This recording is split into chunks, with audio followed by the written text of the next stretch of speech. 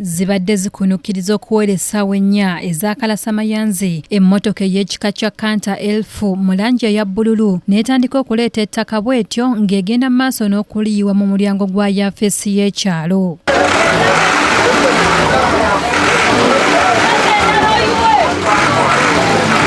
Bino bakiri obwedda bigenda mu maaso nga ssentebe w'ekyalo Edward Lutaaya yagenze dda mu gigi emirala ng'eno amawulire gye gamusanze kwe kusaayirirako okuddayo okulaba bwe gubadde. Ate nga n'omugenzi yandekera endagaano zonna ze yagulyako wano yaziika nemba nga mukifo mwingi ofisi ayitale mukifo ekikulu ate ate ssebo Fred oli olwafudde ate yatundawo agamba nti wabwe kali yaze nayo ettaka mu ofisi yange. Fred Luchamuzi akayanira ettaka ategezezza nti akooye ejjogo lya Lutaaya era n'agamba nti yaddukira dda ne mu kkooti ne bayita Lutaaya ono nti kyokka n'asigala nga yeeremye. Ono era alaze n'ebimu ku biwandiiko ebyoleka obwannannyini bwe ku ttaka lino.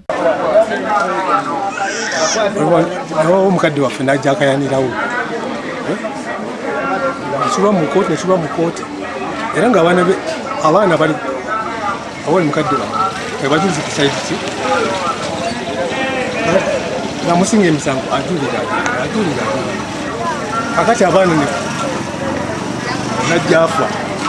abaana nabeka tikutagenda maaso nate ekituufu bakimanyi enyumba yange ne baginziriza mubuwandike buwandike obulina wano kati chairman ne bajja ne bamugamba chairman abaana tebalina buyinza.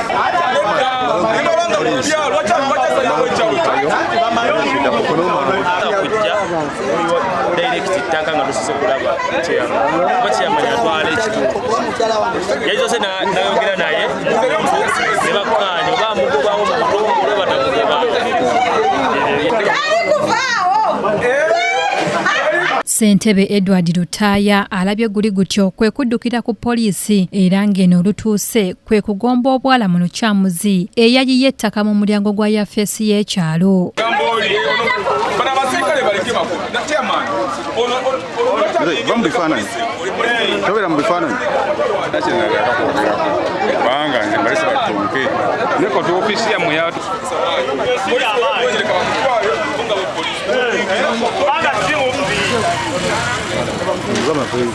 Edward Lutaaya agamba nti Fred Luchamuzi talina bwannannyini bwonna ku ttaka yadde obuyinza ku kifo kino bw'atyo n'ajuliza omugenzi John Kasaali nga nnannyini ttaka lino. Ebyo bikolebwa court order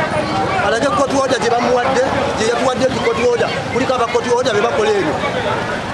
court order erina okukola ebyo okuyiwa ettaka mu ofisi y'omuntu agamba nti wawe ebiwandiiko mbirina byonna omugenzi yabireka endagaano ezagulawo weeziri ebiwandiiko byonna weebiri awo Akasaali wabangako wa Fred emyaka 5 gye mmaze wano lwaki abadde tansolooza sente za bupangisa yakutwala ne mu n'ensangi ne bakuyita n'ogaana ne mu kkooti n'ogaana wewaŋŋamizaawo tebampitanga na mu kkooti n'ensangi ebiwandiiko byonna mbirina oba bampita lwaki kkooti si yezze ku gulawundi negamba kyetwasalawo kyekino obuyinza buli na kkooti akali kitegeeza ti ne Fred naye wa kkooti.